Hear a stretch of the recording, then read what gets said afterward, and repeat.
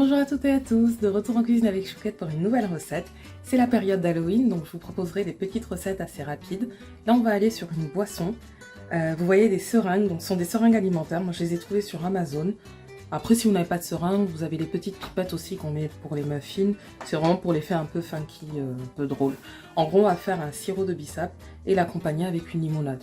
Donc c'est facile. Pour cela il vous faudra les ingrédients suivants, du sucre, du bissap, donc ce sont les fleurs d'hibiscus séchées, rouges pardon, de l'eau de fleur d'oranger, du soda, soit de la limonade, soit du Schweppes tonic. Moi j'ai pris du Schweppes tonic parce que j'aime bien le petit goût un petit peu amer, et les petites seringues pour la présentation. C'est tout, je débarrasse, on commence.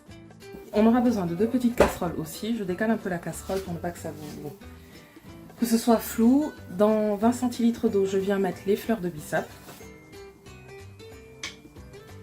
Vous pouvez rajouter une poignée de menthe. Et une fois que j'ai ajouté les feuilles de bissap, j'éteins le feu et je laisse sur la plaque. Donc ça va continuer à bouillir et ensuite infuser. Et une fois que ça va arrêter de bouillir, je pourrai maintenant les goûter. Donc vous voyez, j'ai changé de casserole. Je prends une un peu plus large, une poêle. On laisse bien sécher toute l'eau. Et pendant ce temps, je viens filtrer mon jus de bissap obtenu. Et je le laisse de côté. J'y ajoute juste l'eau de fleur d'oranger. Et maintenant, on attend que la casserole soit chaude pour pouvoir y mettre le sucre.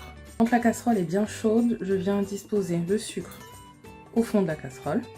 On essaye de bien le répartir pour ne pas avoir à le remuer longtemps.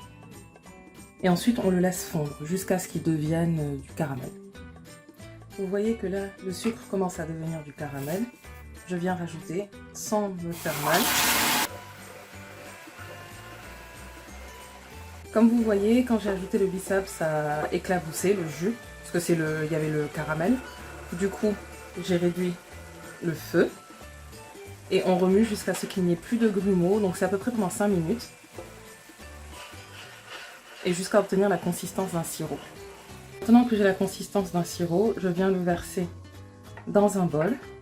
Et je le laisse refroidir le temps de servir mes boissons.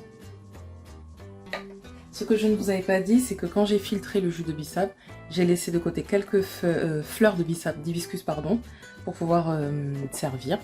Et du coup voilà, je laisse refroidir pendant au moins 15 à 20 minutes.